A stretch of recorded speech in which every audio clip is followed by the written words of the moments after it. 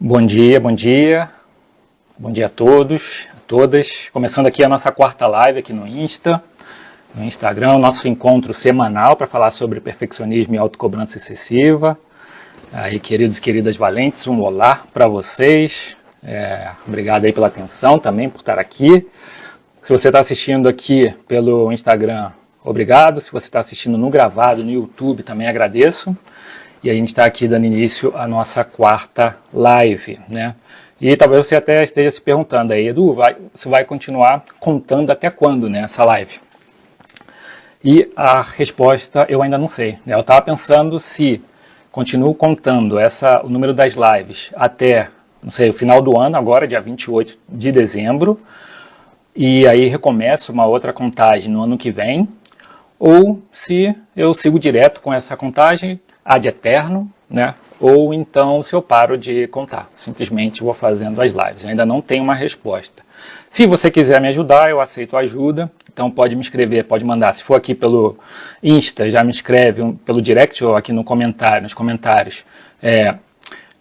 Conta, se você quiser que siga contando, ou não conta se você quiser que eu simplesmente pare de contar o número das lives. Se você estiver assistindo no gravado no YouTube, deixa aqui nos comentários também que eu vou dar uma olhada.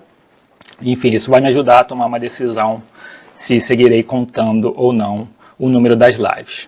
Eu confesso que aqui eu não quero influenciar a tua resposta, mas eu confesso que eu tendo a pensar que vale a pena continuar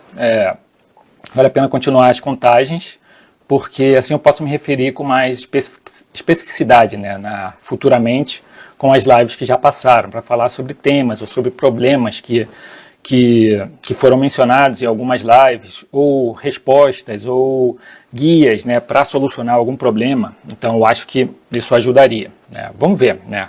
Mas também não sei qual é a sua opinião. Se tiver, responde aí, conta ou não conta, e se tiver uma justificativa já pode deixar também. Eu vou adorar ler e isso vai servir como base, né? E claro, o tempo é curto, né? Então a gente tem só até o final do ano, mas no ano que vem eu prometo olhar também, né, já pensando aqui no futuro, mas eu prometo olhar e revisar sempre a tomada da decisão, se sigo ou se não sigo. Então vamos lá, hoje é a nossa quarta live e o tema da live de hoje ela começa basicamente com uma afirmação e depois uma pergunta, né? Aí gasto muito tempo para fazer as coisas bem feito, né? Por quê? Então a pergunta por que você gasta muito tempo para fazer as coisas bem feitas, né? Você deve pensar, Edu, eu gasto muito tempo, as pessoas gastam muito tempo porque elas são procrastinadoras, né? Será mesmo? Será que é só por procrastinação? Eu acho que não, né? E a gente vai ver que não é isso. Um dos centros do problema, né, de gastar muito tempo para fazer as coisas perfeitas nem sempre é a procrastinação, né? Isso é o que a maioria das pessoas dizem, né? Ou tentam relacionar, mas eu vou trazer aqui uma resposta totalmente diferente, né, e muito mais relacionada com os problemas do perfeccionismo. Então você deve estar pensando, então se não é porque as pessoas procrastinam, será que é por preguiça? Também não acho que seria por preguiça. Ou porque, será que é porque elas buscam a excelência, então por isso precisam dedicar mais esforço, se dedicar mais tempo, né? Não. Também não é por aí, né? Eu vou mostrar que não é isso, não é só não é a busca da excelência, né? É um outro problema. E talvez você até se esteja perguntando, mas Edu, eu tenho tempo e posso ver tudo isso com calma. Assim, eu tenho disponibilidade, né? Então eu posso fazer as coisas bem feitas com calma, né? E aí eu te diria que cuidado, né? Porque por mais que você tenha tempo e disponibilidade, né, a gente vai ver que esse problema do tempo, de gastar muito tempo, é sempre um excesso, né, e eu vou explicar isso melhor mais para frente. Mas isso daí, às vezes as pessoas estão confundindo e eu vou trazer um pouquinho mais de clareza sobre essa confusão, tá bom? Então, por aqui, né, eu não sei se você me conhece, se você está caindo de paraquedas por aqui, meu nome é Eduardo Farias. Eu sou mestre em filosofia pela Universidade da Costa Rica e nesse perfil eu ajudo as pessoas a solucionarem o problema do perfeccionismo e da autocobrança excessiva, né, na verdade a dominar esse problema em apenas 10 semanas sem gastar com terapias caras, né? Então aqui é importante deixar claro que perfeccionismo e autocobrança excessiva não é uma doença, mas pode sim desencadear algumas psicopatologias, né? Mas, segundo a Organização Mundial de Saúde, não é uma doença, é uma debilidade, né? Aqui eu, Eduardo, estou falando nesse aspecto, é uma debilidade da nossa vida interior, né? Que nos limita, que nos faz sofrer, né? Que faz, muitas vezes, limita outras pessoas, que faz outras pessoas sofrerem também por causa dos traços do perfeccionismo e da autocobrança excessiva. E nesse perfil eu te ajudo não só a entender esse problema, porque é um problema com múltiplas dimensões, mas também a encontrar um meio para você se autoavaliar e também, a partir dessa autoavaliação, identificar quais são os problemas que estão te afetando e encontrar as ferramentas mais apropriadas para reprimir esse problema, para superar e dominar esse problema, né, esses traços. Esse é o objetivo, né, dos nossos encontros aqui, que são semanais, toda quinta-feira, lembrando, toda quinta-feira aqui às 8 e 7 da manhã. Né? Então, vamos lá. Antes de começar, vamos pensar aqui de novo. Né? Gasto muito tempo para fazer as coisas bem feitas. Né? Por que isso acontece? Né? Eu estou relacionando isso com um problema do perfeccionismo. E antes de entrar, né, e destrinchar qual é o problema, qual é essa relação, vamos pensar, eu não sei qual é o seu nível de consciência. Né? Então eu costumo pensar que existem 3 níveis de consciência, ou 3 grupos, ou 3 perfis de pessoas quando a questão é perfeccionismo e autocobrança excessiva. A gente tem o primeiro grupo, ou o primeiro nível de consciência, que é do nunca vi nem comi, eu só ouço falar, né? Não sei se você lembra daquela música do Zeca Pagodinho, né? Você sabe o que é caviar, nunca vi nem comi, eu só ouço falar. Então, tem esse grupo que é o relacionado ao perfeccionismo. Então, ela nunca ouviu, nunca viu, né? Ou seja, nunca parou para ler, para pesquisar com calma, né? O problema, ele só escuta falar, aí então pega uma informação aqui, outra ali, mas as coisas... uma definição, um conceito, né, o entendimento sobre perfeccionismo e autocobrança excessiva ainda é muito superficial. Né? Então a gente tem esse grupo.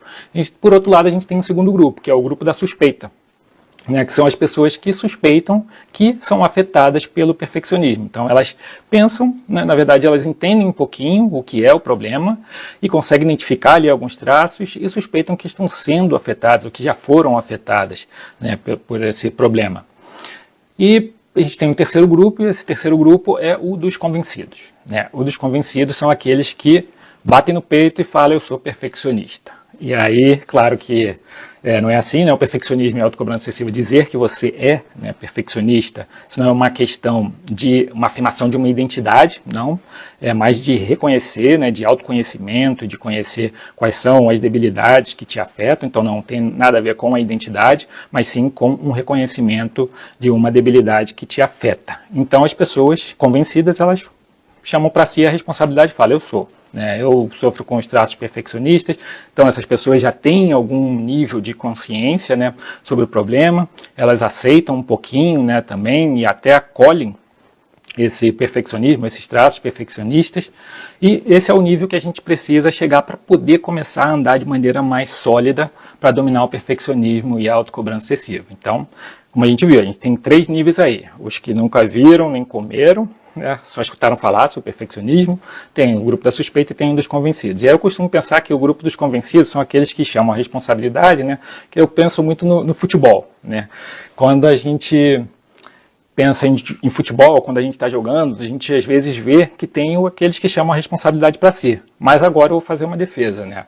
Porque, na maioria das vezes, quando a gente pensa nessas pessoas que chamam a responsabilidade para um jogo, para um campeonato, aí pensam em atacantes ou meio campo já, né?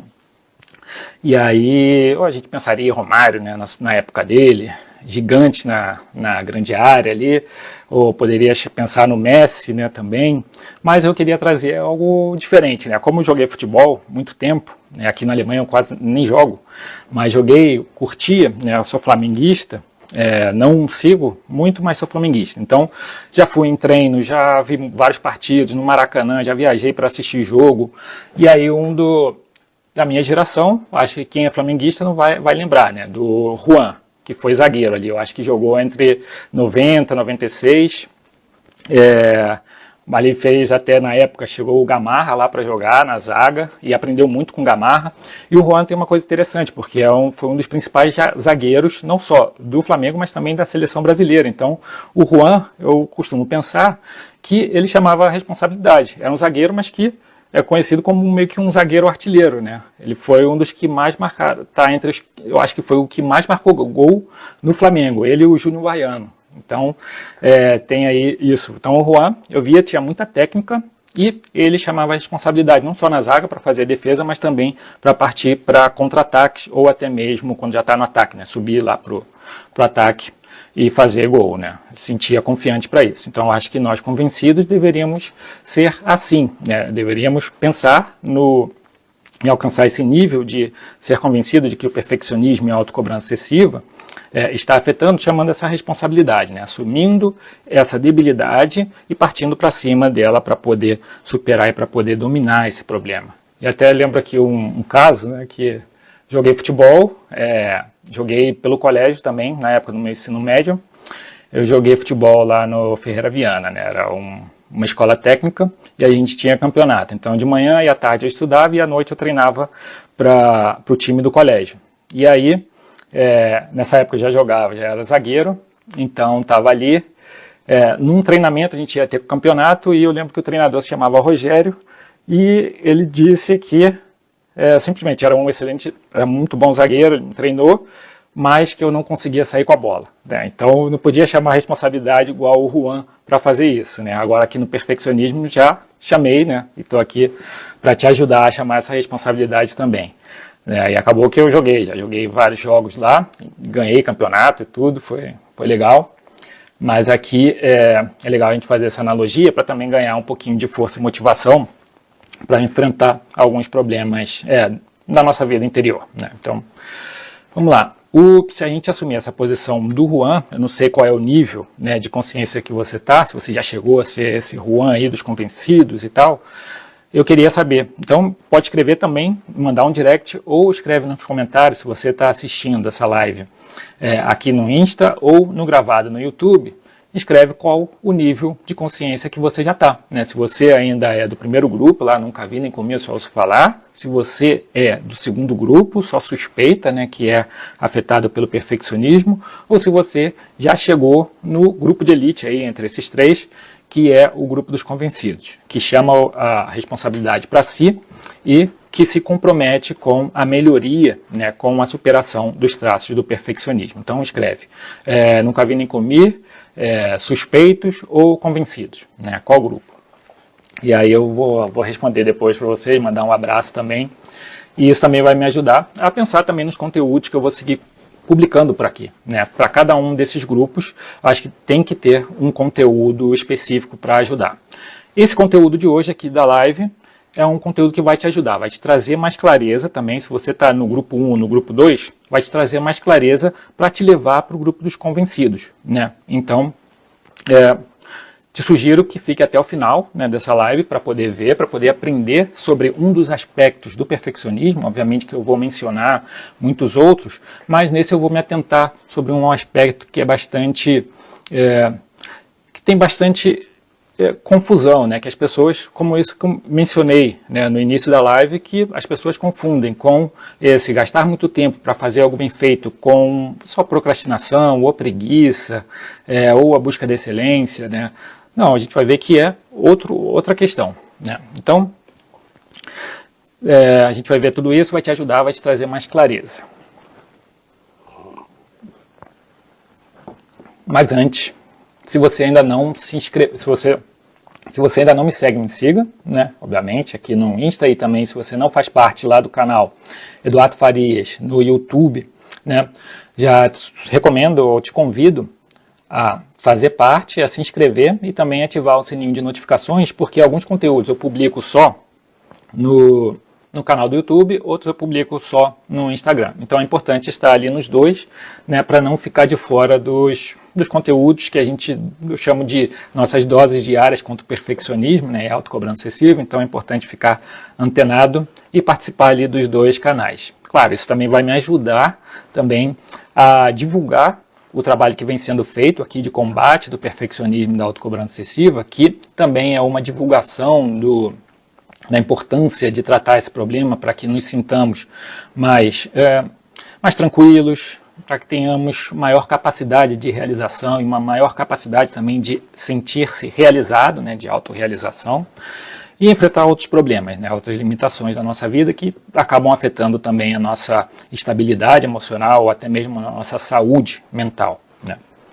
Então, o seu like, o seu apoio vai ser extremamente importante para esse trabalho que vem sendo feito aqui no Insta e também no YouTube. Deixa eu tomar mais um pouquinho de café. E agora vamos entrar aqui para entender um pouquinho mais, de maneira mais profunda, né, sobre por que esse título, né, também. Por que esse título? Gasto muito tempo para fazer as coisas bem feitas. Por quê? Por que esse problema, né, e também por que do título?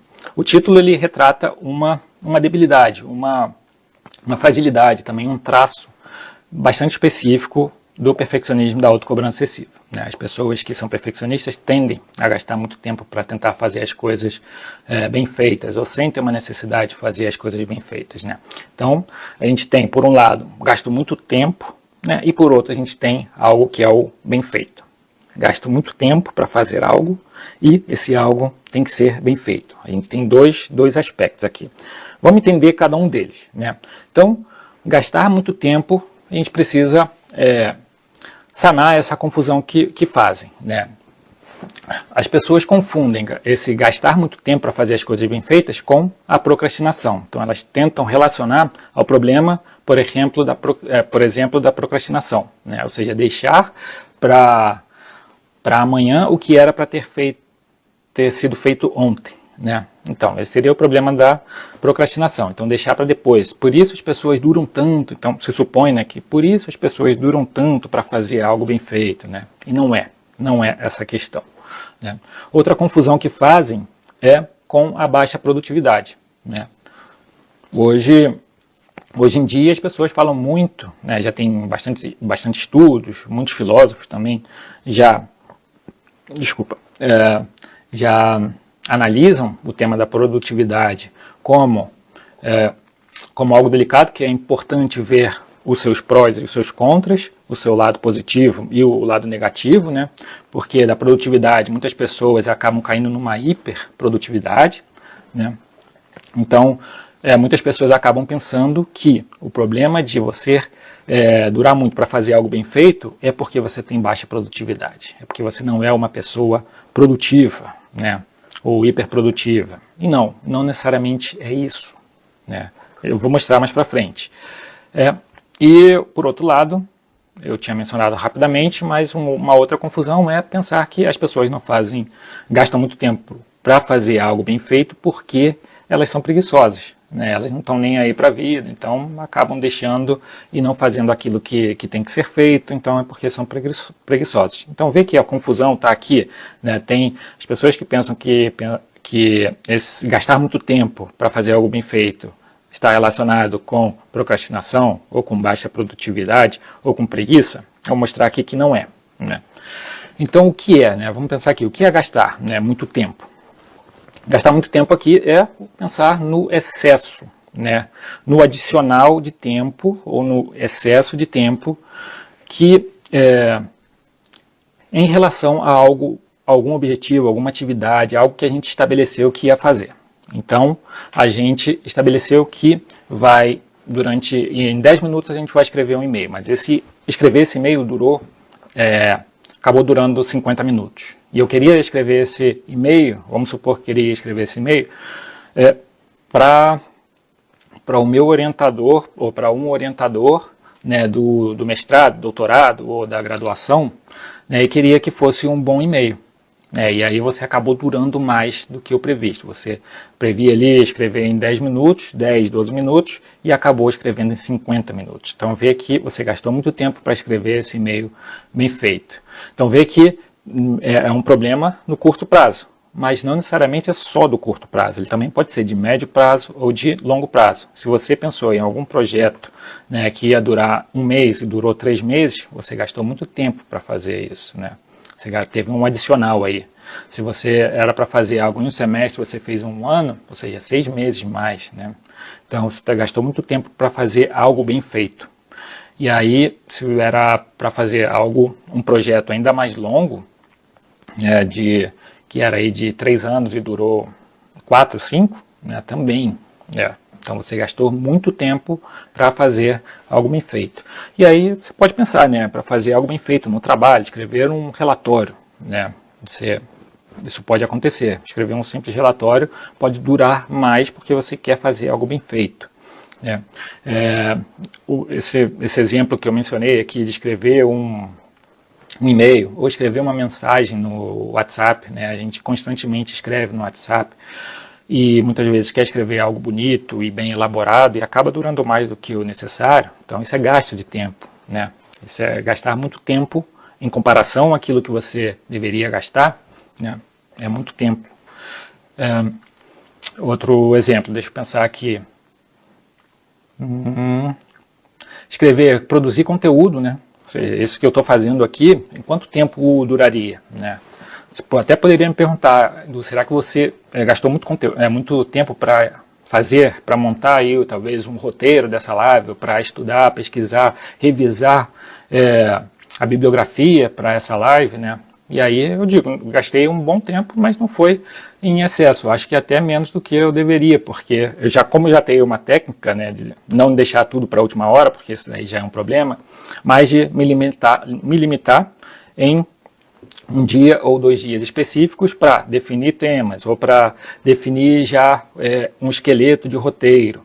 E aí eu já deixar a bibliografia, que eu vou pegar as coisas. E claro, o que me facilita aqui também é que eu estou aproveitando tudo de um método, né, de uma metodologia que eu desenvolvi e que ensino em mentoria e no curso que vai ser lançado em janeiro, né, sobre o domínio do perfeccionismo e da autocobrança excessiva. Então não tem que ficar reinventando a roda, mas pegando os problemas concretos que eu soluciono na mentoria ou nesse curso e trazer aqui e democratizar, né, essa questão. Então, acaba não durando, acaba sendo mais rápido do que eu imagino. Mas, uma coisa assim, eu tive mais dificuldade quando eu comecei o canal, por exemplo, lá do Eduardo Farias, no YouTube. Ali sim foi um pouco mais difícil porque eu tinha que mover com muitas coisas, né, com software do OBS, mas mudar as janelas e tudo aquilo demandou, porque também era o primeiro, demandou muito tempo, porque também era o primeiro contato que eu estava tendo. Mas ali eu sinto que me desgastava um pouquinho mais, então eu tive que reformular as estratégias para que não fosse tão desgastante e ajustar aqui. Mais para frente eu vou mostrar para você algumas dicas simples e bem práticas para te ajudar para solucionar esse problema. Então, aqui pode ser um problema, né? Essa confusão, na verdade, se gastar muito tempo, ele pode ser no curto, no médio e no longo prazo, né? Então, e para várias atividades da vida, pode ser várias atividades, como essas que eu mencionei. E, então, a gente já tem uma linha aqui de raciocínio sobre gastar muito tempo e, por outro lado, a gente precisa o que é fazer a coisa bem feita, né? Para também matar aquela ideia de que as pessoas pensam que é porque você tenta fazer as coisas com excelência. Mas, no caso do perfeccionismo, as pessoas não tentam fazer com excelência, elas tentam fazer perfeito, né? Então, um simples erro nesse processo, né, acaba dando a sensação da pessoa de que ela fracassou, né? E já a busca da excelência, ela absorve aquilo naturalmente, ou quase naturalmente, ou como estratégia, né, dessa jornada até realizar uma meta, até conquistar um objetivo. Então, a gente tem essas questões. Do bem feito, fazer bem feito também é um sentimento de necessidade e que é comum entre as pessoas perfeccionistas, né? Talvez seja o seu caso, você precisa analisar isso.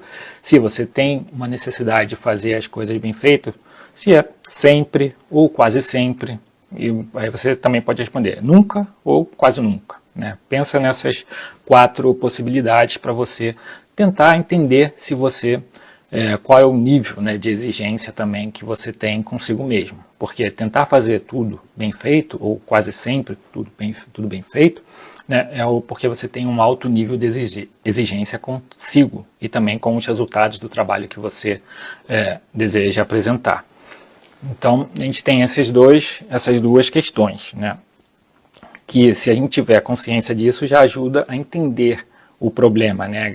Gasto muito tempo para fazer algo bem feito, e aí a gente já vê aqui que gasto é um adicional, né? Então estou me cobrando muito mais do que deveria, né? E para fazer algo bem feito, quero sempre algo com um efeito uau, né? Eu costumo dizer que é why, né? Não é o efeito uau, é o why, né? O why é como de surpresa, porque eu acabei fazendo muito mais do que deveria e não era para fazer isso, né? E aí eu lembro de fazer, né? Tem uma história interessante, porque triste também e pura sofrência, né? Porque eu lembro que quando eu estava no... Aqui até para explicar também como eu cheguei, como eu descobri isso, né? Como eu descobri isso que eu estou te explicando aqui hoje, que é gastar muito tempo, que é um problema, né? Gastar muito tempo para fazer algo bem feito, né? Como eu descobri isso? E aí eu lembro que eu estava no mestrado da Costa Rica. Posso dizer até que esse tema ele é bastante familiar, né? Bastante familiar, porque desde pequeno, já criança, adolescente e parte da minha vida adulta, eu sempre me esforcei, tentei fazer as coisas bem feito, muito bem feito, né? E foi um esforço excessivo. Hoje em dia eu consigo enxergar. E isso começou a me incomodar mais no mestrado. Eu estava fazendo mestrado em filosofia na Universidade da Costa Rica. E lá, para escrever os trabalhos, né, geralmente eram artigos, ensaios, né, filosóficos, né, eu tive que fazer um curso também, como eu não era da área, eu passei para o mestrado e não era da área de filosofia, era de comunicação social, eu precisava fazer uns cursos de nivelamento.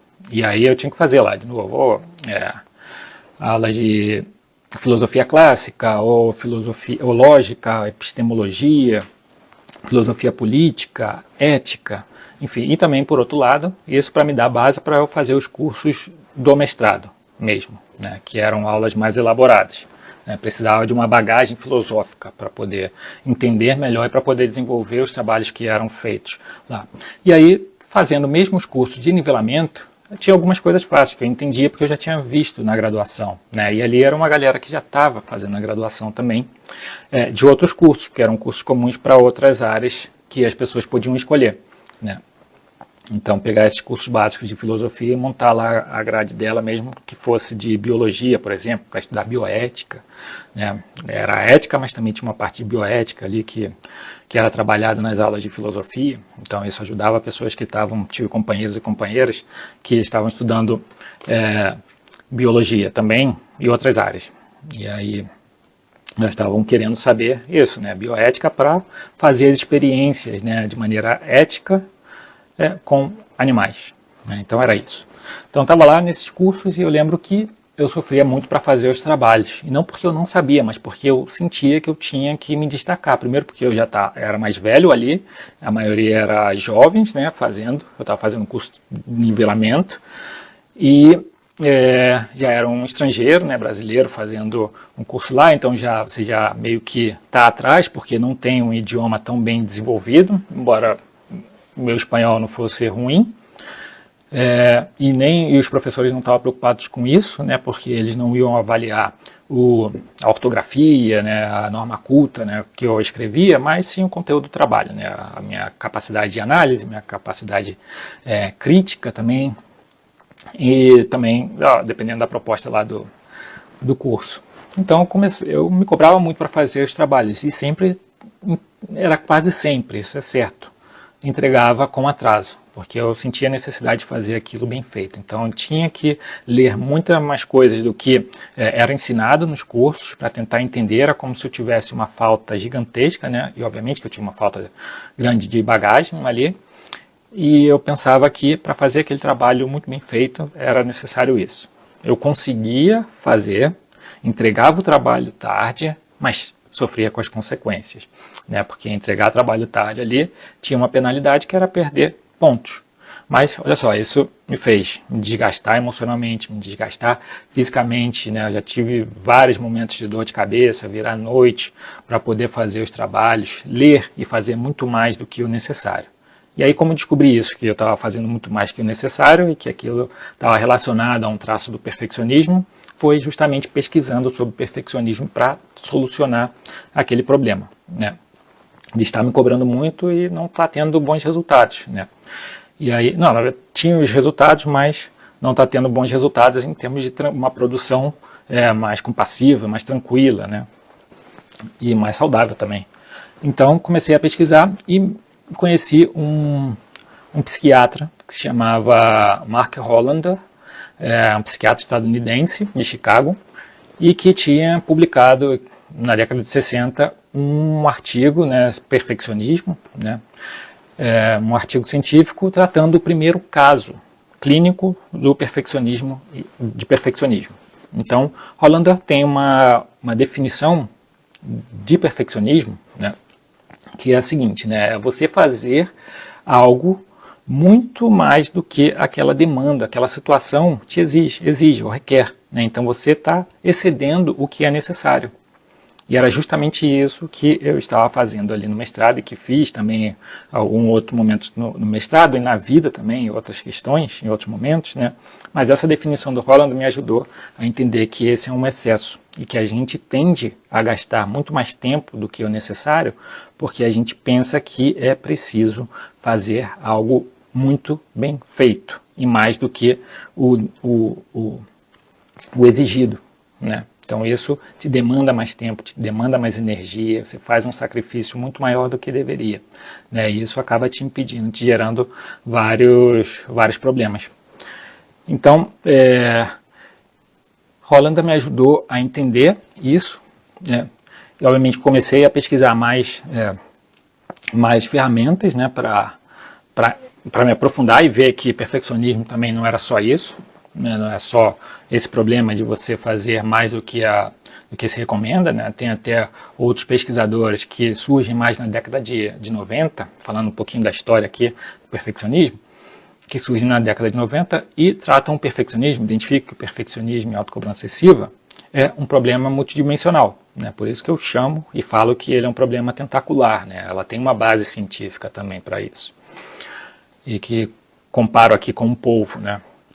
Então tem uma base científica para eu falar isso. Então muitos pesquisadores na década de 90 eles veem que são vários problemas. E um desses problemas é justamente isso, né? Você gastar muito tempo para fazer algo bem feito. Primeiro é dedicar muito esforço para fazer algo, se dedicar muito, mais do que necessário, e querer sempre fazer algo bem feito, ou quase sempre tentar fazer algo bem feito, independente da área da vida. Seja se você queira cozinhar alguma coisa em casa para os amigos, você vai querer fazer algo bem feito ali, aquilo vai te demandar mais tempo, né? No trabalho, então, você quer mostrar serviço, as pessoas pensam muito que é só no trabalho, né, que isso acontece, mas não, são em várias áreas da vida, né?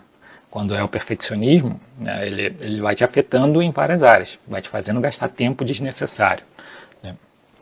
E aí você deve estar se perguntando, mas será que eu preciso saber isso realmente, né? E aí eu te digo que sim, né? Quanto antes você souber e dominar todas essas questões que eu estou te falando aqui, mais ferramenta, mais conhecimento você vai ter para superar esse problema, né? De gastar muito tempo para fazer algo bem feito, né? Saber os motivos, né?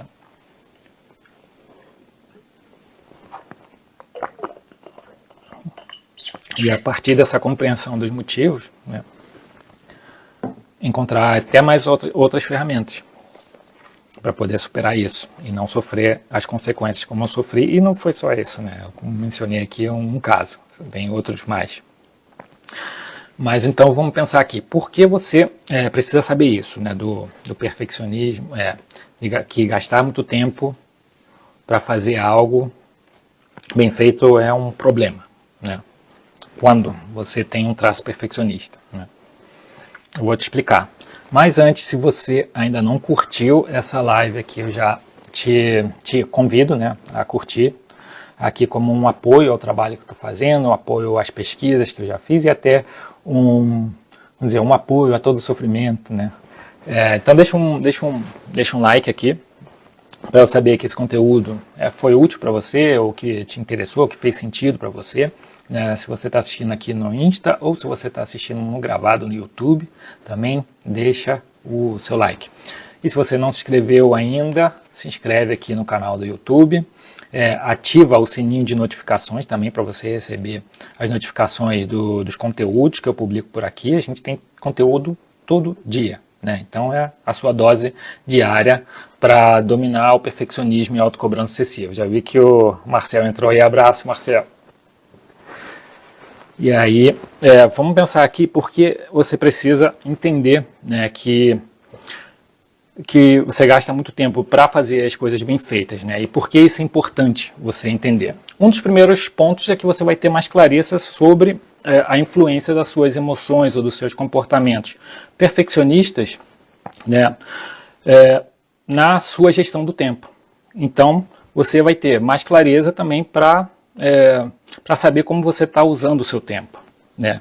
Em vez de deixar ser influenciado pelos seus sentimentos, pensamentos perfeccionistas, né, você consegue meio que se organizar diante disso, né? Já que você identifica que você gasta muito tempo para fazer algo bem feito, que você sente essa necessidade e é um problema do perfeccionismo, né, você consegue se organizar emocionalmente para poder tratar esse problema e poder cuidar das tuas atividades no dia a dia. Então não demanda tanto tempo para fazer tudo o que você quer, né? Esse seria uma das razões, né? Uma outra razão seria ter mais clareza sobre os gatilhos, né, que te fazem pensar que você precisa fazer tudo bem feito, né? Como eu mencionei, querer fazer tudo bem feito é um problema do perfeccionismo e está relacionado a um dos traços que se chama alta exigência, né? Ou seja, um alto estándar, né? Um alto estándar pessoal. Então você acha que para ter o seu valor reconhecido, por exemplo, você precisa fazer tudo bem feito. Mas tem uma maneira aqui, a gente pode pensar de uma maneira mais sistemática, para te ajudar a identificar esses gatilhos, né, ou possíveis gatilhos. Na verdade são vários, mas a gente pode pensar aqui em alguns deles. O primeiro deles, né, que pode estar fazendo você se cobrar muito e querer fazer tudo bem feito, é o seguinte, né? É porque seus pais, a gente pode pensar aqui, né? Porque seus pais queriam que você fosse o melhor em tudo quando você era criança. Essa é uma maneira de ver, né? Parece uma maneira meio freudiana, né? Mas tem uma base também que já é bastante desenvolvida na psicologia, na psicanálise, né? De entender, né, essas origens do perfeccionismo. Então essa é uma via, né? Então você pode se perguntar se você era muito cobrado ali quando era criança ou adolescente, para ter excelentes resultados em tudo que você fazia. Essa é uma via. Um outro caminho seria porque os seus pais te criticavam muito, né? Aí você pode pensar, né? É sempre uma percepção. A percepção infantil ela pode estar certa, mas também pode estar equivocada, né? Era uma percepção. Então talvez você tenha percebido que recebeu mais críticas do que era comum. Você era muito criticado e quando você é muito criticado na infância, a resposta do perfeccionismo é sempre para ou tentar reparar isso, né? Ou você era uma pessoa que dava muito trabalho, então você quer reparar isso porque você sente que deu muito trabalho para os seus pais ou para os seus cuidadores, então as suas ações de fazer tudo muito bem feito é para reparar isso, né? Que você não se comportava tão bem ali na infância. Então hoje é o momento, na sua vida adulta, é o momento de fazer as coisas bem feitas, já que você não fez lá atrás, né, e parar de receber crítica. Então tem esse caminho de reparar, mas também de se proteger. Então você deixa de receber as críticas, você está fazendo tudo muito bem feito. Então você está protegendo os seus valores, o seu senso de valor, né, seu senso de valor ou de dignidade. Esse também é um caminho. Um terceiro caminho, mais ou menos nessa linha também, é que os seus cuidadores ou seus pais te recompensavam muito. Recompensavam por cada atividade, cada coisinha que você conseguia fazer bem feito, eles iam lá e te davam uma estrelinha, né? Te dava alguma coisa, né? E aí você associou aquilo, internalizou na tua infância e adolescência que fazer algo bem feito equivale a receber uma estrelinha, receber uma recompensa. Então você internalizou isso e na sua vida adulta você busca, né, às vezes inconscientemente ou subconscientemente e até conscientemente, busca essas estrelinhas, busca as recompensas. Muitas vezes é querer agradar as outras pessoas. Quando você consegue agradar as outras pessoas, consegue agradar alguém, porque você fez algo bem feito, isso vem como uma recompensa, né, para você. Por isso as pessoas que sofrem, assim, um dos aspectos do perfeccionismo também é essa necessidade de agradar os outros, né? Então, tenta agradar muitas vezes os outros por uma necessidade de compensar algo que você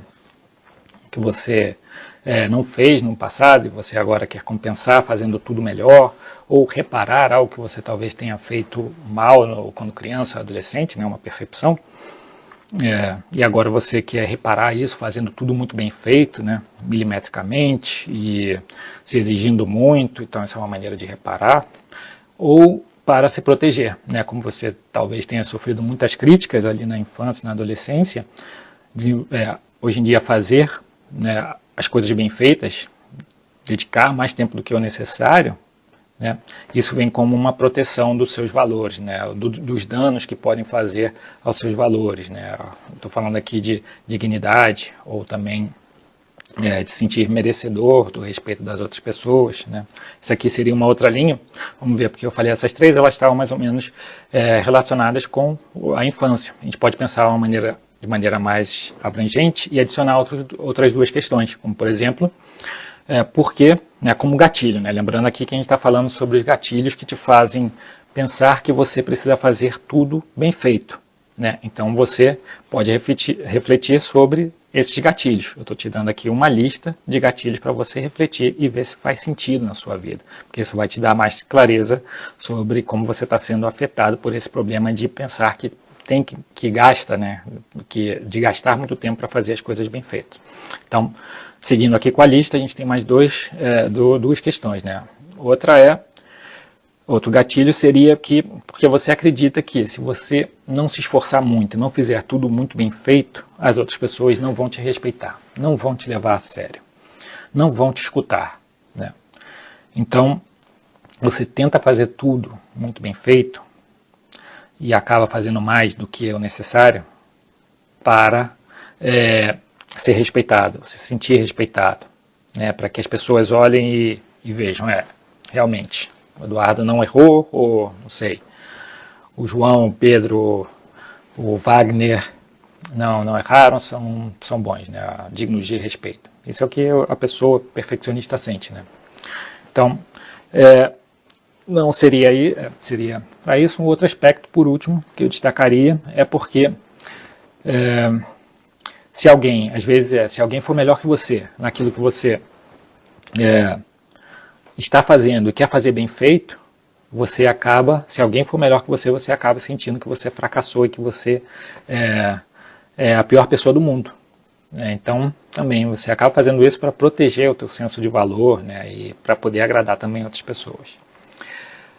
Essa é uma lista de gatilhos. E agora a gente pode pensar, né, mas quais são as principais vantagens sobre isso, né, de conhecer esse problema, né, de gastar muito tempo para fazer as coisas bem feitas. Quais são as vantagens? Vamos pensar. Uma delas, né, vantagens práticas, que você já pode pensar em, uma vez que eu resolvo isso, eu ganho tal. Né, o que você ganha com isso? Uma das coisas com certeza, reduzir ou parar de fazer os sacrifícios burros, né? Porque eu te falei, eu estava ali no mestrado, trabalhava igual um louco, entregava mais do que o necessário e sofria por isso, né? Eu fazia muito mais sacrifício do que o necessário. Então, sacrifício para fazer uma atividade provavelmente me tirava energia, de me desconcentrar de fazer as outras. Então, durava mais para entregar uma atividade, um trabalho, e, consequentemente, isso me afetava para poder entregar os outros trabalhos também dentro do prazo. Então, parar de fazer esses sacrifícios burros, né? Outro é reduzir o nível de estresse, né? Porque isso gera um grande estresse, quando você quer fazer tudo bem, né, e acaba vendo que tem muito esforço, né, ali envolvido, então você se estressa para fazer tudo da melhor maneira possível, né, tendo as melhores recompensas, melhores resultados, melhor desempenho, né, e aí isso te estressa mais, e aí te impede de viver uma vida mais tranquila, né, ou de desfrutar e tal. Então, também é uma das vantagens. Isso também te evitar, né, isso aqui evita ou reduz, né, discussões com o companheiro, com a companheira, ou família, ou com filhos, né, porque quando você gasta muito tempo com alguma atividade, e está gastando muito mais do que o necessário, ou até mesmo quando é certinho, né, sempre tem uma discussão, porque você acaba se ausentando de outras atividades que deveria fazer com a família, por exemplo. Então, tem discussões com o companheiro ou com a companheira que é porque você está gastando muito mais tempo com outras atividades que o normal, né? Então, você recebe aí as críticas do companheiro da companheira, do sogro, da sogra, do filho, da filha, enfim. E aí você reduz. Quando você começa a solucionar esse problema, você reduz esse tipo de conflito, né? E também reduz, ou até deixa de entregar os trabalhos atrasados, como foi o meu caso, né? Então, e não só de... Você consegue também reduzir ou parar, né, de sofrer com as consequências, quando você consegue solucionar esse problema. Por outro lado, você para de sentir ou deixa de sentir tão sobrecarregado, porque primeiro você pode desapegar dessa ideia de querer fazer tudo muito bem feito, né, e saber que você tem precisa ter prioridade para fazer algumas coisas bem feitas, outras não vai conseguir, né, porque você não tem tempo, ou você não vai ter energia, você tem outras outras áreas da vida para atender também. Não dá para ter o hiperfoco em uma única, porque você desequilibra muito outras áreas, né, só no trabalho, e aí se desequilibra na família, ou na amizade, ou no seu bem-estar físico, né, ver para cuidar de si, né, praticando esporte, ou para ler, enfim. Você acaba, ou culturalmente também, você acaba deixando de lado isso. Então, isso te livra de uma sobrecarga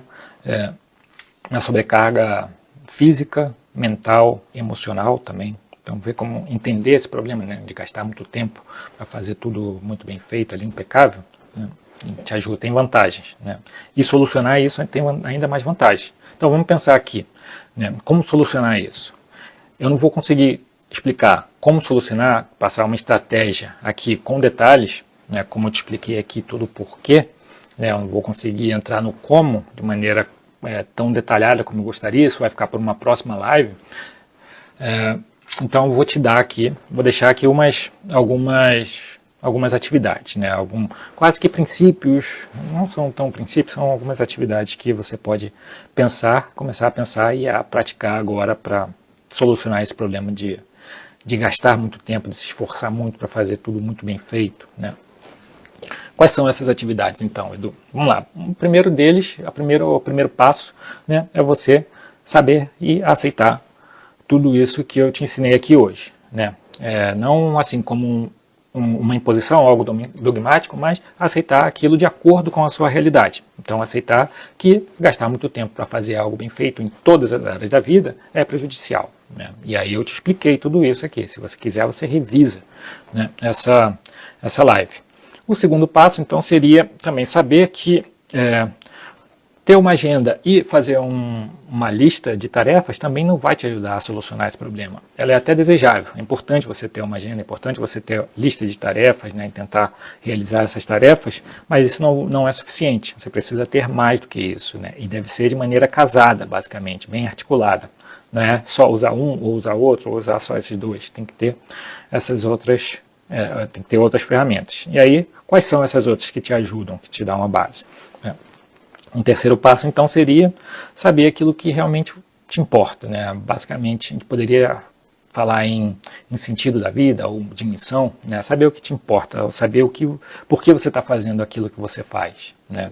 Aquilo tem realmente importância. Se você realmente sente que tem importância, então vai lá e se organiza para fazer isso. Um quarto passo seria ter as metas bem claras, metas objetivas e metas realistas também, né? Porque um dos problemas é traçar metas grandes demais, metas irrealistas. E realista muitas vezes se peca pelo prazo, outros pelo recurso que ainda não tem, né? Às vezes são recursos materiais, outros são recursos imateriais, né? Cognitivos, você precisa aprender algo para poder alcançar aquela meta, você talvez não consiga dentro do prazo que você estabeleceu, colocou muito curto, né? Precisa alargar esse prazo. Então, metas realistas, né? Traçar a meta. Outra é fazer o planejamento. Pensa nessas metas, documenta e fazer um planejamento que seja documentado também, né? Você tenha isso de maneira física, ali no seu telefone ou numa planilha do Excel. Não dá para pensar, deixar tudo planejado na cabeça, porque isso não é planejado. Nosso cérebro, a nossa mente, ela não consegue deixar tudo milimetricamente organizado o tempo todo, principalmente o planejamento, para executar algumas tarefas que são de médio ou longo prazo, né? Então, deixar tudo documentado vai te ajudar a ser mais assertivo nas suas atividades, né? Até mesmo se for coisas muito curtas, né? Vou escrever um e-mail. Estrutura, né? Você já sabe mais ou menos a hora, quando tem que enviar, quanto tempo tem que escrever, né? Estrutura, isso. Vai ter uma saudação, o início, já vou trazer o problema, a coisa específica, depois eu vou complementar, vou explicar porquê, o motivo desse problema, dessa solução que eu estou levando, e vou terminar, né?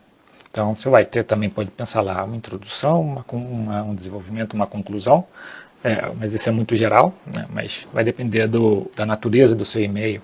Você aplica isso para um relatório, para algum trabalho que você vai entregar na faculdade, no mestrado, em algum curso, no MBA, no curso de inglês, de espanhol, de francês, de alemão, não importa. Tenta aplicar isso. E por último, se organizar emocionalmente para poder executar isso também. E aqui emocionalmente é treinar isso, saber também quais são os seus traços perfeccionistas, né, e tratar esses traços também. Isso também é se organizar emocionalmente, para evitar que o perfeccionismo e que outros traços, né, sigam afetando esse traço que você já tem, né, de gastar muito tempo para fazer algo bem feito, ou ter essa sensação de que precisa fazer tudo bem feito, né? Então, conhecer outros problemas, outras questões te afetam negativamente com isso, então é importante. Obviamente que daria para fazer uma lista ainda mais extensa, mas com esse guia, ele é um guia básico, para você começar a superar, a tratar esse problema de gastar muito tempo para fazer as coisas bem feitas, né? Então, com isso, eu já posso encerrar aqui essa live. Eu já te convido de novo para, se você ainda não curtiu, curta essa live, deixa aí um coraçãozinho. Se estiver no YouTube, já deixa um joinha. Se inscreva no canal, divulgue também, se puder compartilha, né, essa informação. Acho que é importante a gente fazer um movimento contra o perfeccionismo e a autocobrança excessiva. É importante que a gente esteja junto e crie um movimento também de compartilhar também essas informações. Por aqui você vai receber a sua dose diária sobre domínio do perfeccionismo e da autocobrança excessiva, né? E aqui, então a gente vai se ver na próxima quinta, às 8h07 da manhã, no horário de Brasília, e às 12h07 aqui da Europa, da Alemanha, de onde eu estou falando agora. Então um abraço, a gente se vê aí na próxima live.